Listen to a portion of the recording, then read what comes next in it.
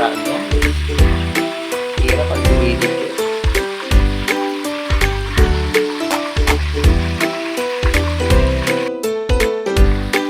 Yun, binaligtad pala mga viewers.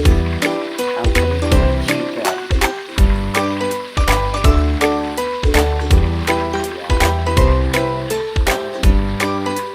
Yan ang ulam natin for today. Ayan yung aking collection. Konti lang. Hindi na ako pwede ulam yan.